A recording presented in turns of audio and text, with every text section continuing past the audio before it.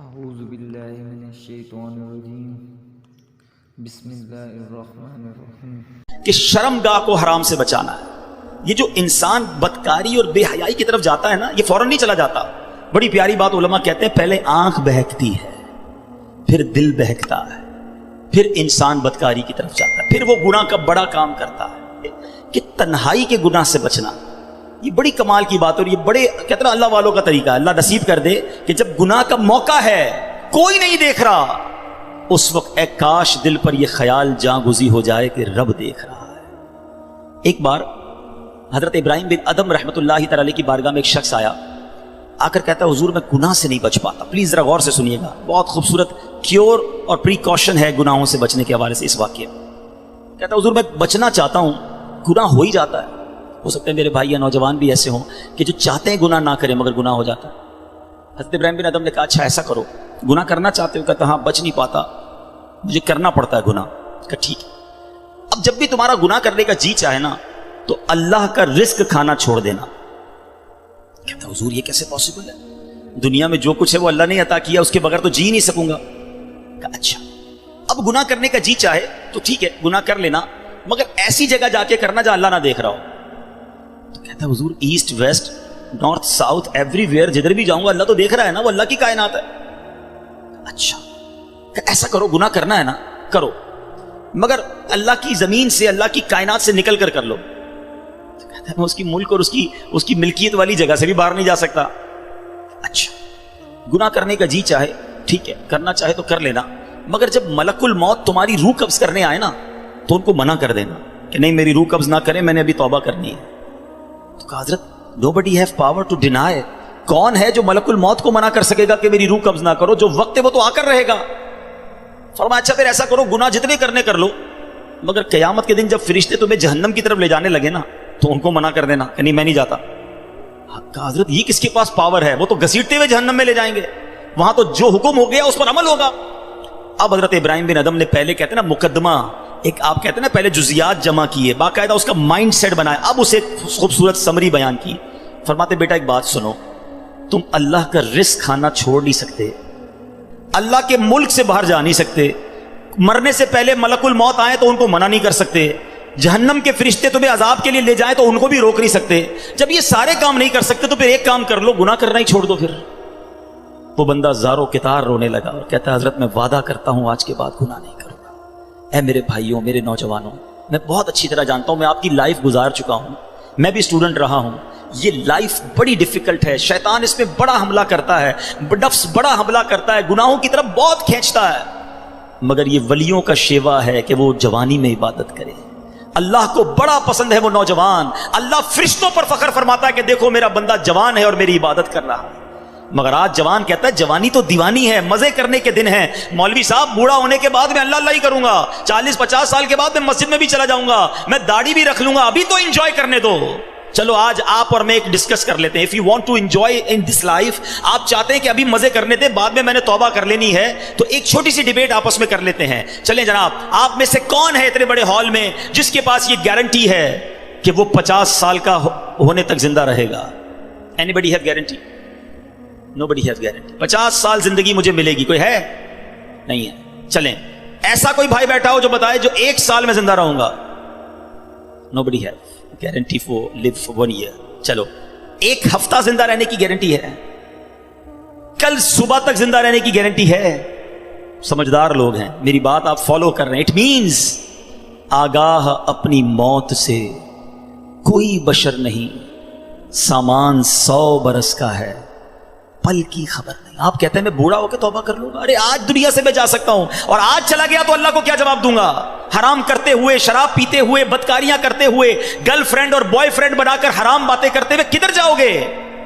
قبر میں کیا جواب دو گے؟ دیکھیں یہ دنیا تھوڑی ہے، میں نے آپ کو جنت کا ریوارڈ بتایا ہے، وہاں نہ ختم ہونے والی نعمتیں ہیں، دنیا کی ایکسپائری ڈیٹ ہے، we have to go from this world, ہم سب نے دنیا سے جانا ہے، مگر جنت میں جو چلا گیا اسے موت نہیں آنی ہے. ہم فیہا خالدون. قرآن کا وعدہ ہے کہ ہمیشہ ہمیشہ جنت میں رہیں گے. تو کیوں نہ میں اس ریوارڈ کی تیاری کروں. یہاں نفس کہے گا تھوڑی دوستی کر لے, نفس کہے گا تھوڑی بری چیزیں دیکھ لے, انٹرنیٹ پر نئی فلم آئی ہے, فلاں جگہ کانسرٹ ہو رہا ہے, ارے سارے دوست نشا کر رہے ہیں, تو بھی تھوڑے سے سپ لگا لے. آج اپنے آپ کو روکنا ہے. مجھے دنیا کی گندی شراب نہیں پینی, مجھے جنت کی پاکیزہ شراب پینی ہے. مجھے دنیا کی بے حیائی نہیں کرنی, گندی عورتوں اور لڑکیوں کی طرف نہیں جانا ہے. میری بہنیں اگر سن رہی ہیں وہ نیت کریں کہ ہم پردہ کریں گے, ہم بوائے فرینڈ کی طرف نہیں جائیں گے. انشاءاللہ ہم جنت کی نعمتیں حاصل کریں گے, جنت کا گھر حاصل کریں گے. یہ تھوڑی سی زندگی صبر سے گزار لو, تھوڑی سی زندگی توبہ کر لو. آج تھوڑی دیر ہال فل ہو گیا ہے, مجھے بھی پسینہ آ رہا ہے, آپ کو بھی گرمی لگ رہی ہوگی, مگر مجھے بتائیے قیامت کے دن گرمی کیسی ہوگی جب 50,000 سال کا دن ہوگا, سورج 1.25 میل پر ہوگا, زمین تانبے کی ہوگی, دیر از نو شیڈو. اللہ کے عرش کے سوا پوری قیامت کے دن کوئی سایہ نہ ہوگا. سبحان اللہ. نبی پاک فرماتے ہیں جس دن اللہ کے عرش کے سوا کوئی سایہ نہ ہوگا, چند خوش نصیب ایسے ہوں گے جنہیں اللہ کے عرش کا سایہ نصیب کیا جائے گا. ان 7 قسم کے لوگوں میں ایک قسم وہ ہے کہ وہ نوجوان جس کی جوانی عبادت میں گزری, قیامت کے دن اللہ کے عرش کا سایہ نصیب ہوگا. پلیز اپنی جوانی کو بچا لو. ایک بزرگ تھے, 100 سال عمر ہو گئی, ان کی آنکھیں بھی صحیح, ان کے دانت بھی صحیح, ان کی سماعت بھی صحیح, ایوری تھنگ پرفیکٹ, جوان. لوگوں نے کہا حضور 100 سال میں تو بندہ بستر سے لگ جاتا ہے, your every part of the body is perfect, یہ کیسے پاسبل ہے؟ کمال کا جواب دیا. کہتے ہیں میں نے جوانی میں اپنے in part of the body کو اللہ کی نافرمانی میں صرف نہیں کیا, بڑھاپے میں اللہ تعالیٰ نے میرے نازا کو سلامت کر رکھا ہے. آپ اچھا بڑھاپا گزارنا چاہتے ہیں نا, تو پاکیزہ جوانی گزاریے, خدا را اپنے آپ کو بچائیے. اپنی شرمگاہ کی حفاظت کیسے ہوگی؟ جب آپ حرام دیکھنا بند کریں گے. سرما لگاتے ہوں گے آپ, ٹھیک ہے, سرما لگاتے وقت ہاتھ کانپتا ہے کہ یار تھوڑا سا احتیاط سے لگانا ہے, کہیں آنکھ میں سلائی نہ لگ جائے. اتنی نازک ہے میری اور آپ کی آنکھیں. موٹر سائیکل پر تو جاتے ہیں, کبھی کبھی کچرا آنکھ میں آ جائے, لال ہو جاتی, سرخ ہو جاتی آنکھ. ٹرائی ٹو انڈرسٹینڈ, اتنی نازک آنکھیں ہیں, اور ان آنکھوں کو جو حرام سے فل کر رہا ہے, روزانہ انٹرنیٹ پر نہ جانے کیا کیا دیکھ رہا ہے. حدیث پاک کا مضمون ہے جو اپنی آنکھوں کو حرام سے بھرتا ہے, قیامت کے دن ان کی آنکھوں میں جہنم کی آگ ڈالی جائے گی. کیسے برداشت کریں؟ ہم بہت کمزور ہیں میرے بھائیوں, خدا را توبہ کر لیجیے. اور ہم اللہ سے دعا کرتے ہیں کہ مولا کمزور ہیں, گناہ گار ہیں, بڑی خطائیں ہو گئی ہیں, مالک تیرے دربار میں حاضر ہو گئے ہیں.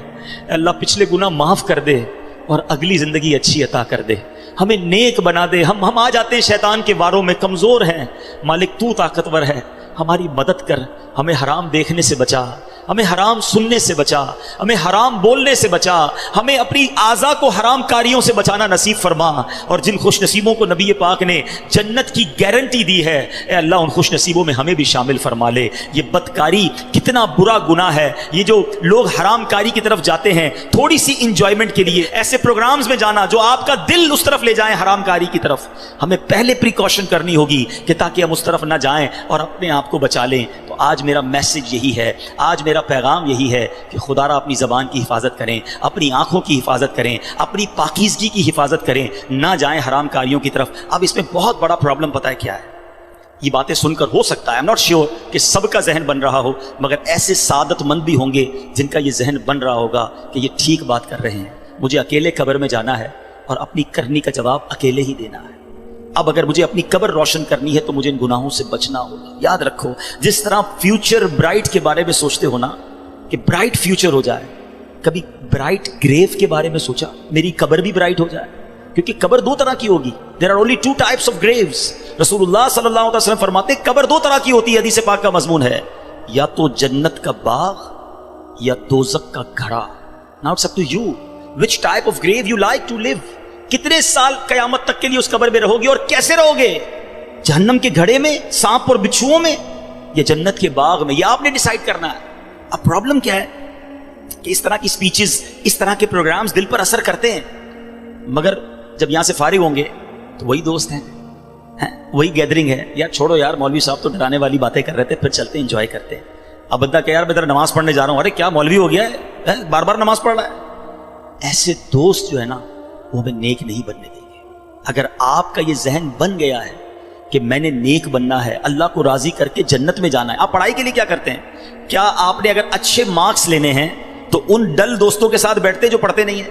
یا آپ ان لوگوں کو ڈھونڈتے ہیں جو پڑھاکو ہوتے ہیں، جن کے پاس نوٹس بنے ہوئے ہوتے ہیں کہ یار ان کے ساتھ بیٹھوں گا تو اچھی سبق کی تیاری ہو جائے گی، یہ اچھے اسٹوڈنٹ سے میں بھی اچھا بن جاؤں گا۔ دنیا میں جب آپ کو یہ پتا ہے کہ اچھوں کی صحبت اچھا بناتی ہے، تو اگر آخرت کی تیاری کرنی ہے نا میرے بھائیوں، میرے اسلامی بھائیوں، تو آپ کو نیکوں کی صحبت اختیار کرنی ہے۔ وہ دوست کس کام کے جو نماز پڑھنے پر میرا مذاق ہو رہا ہے، مجھے تو وہ دوست چاہیے کہ میں نماز کے لیے نہ جاؤں تو مجھے یاد دلائے کہ بھائی چل دونوں بھائی نماز پڑھتے ہیں، جنت میں جانا ہے۔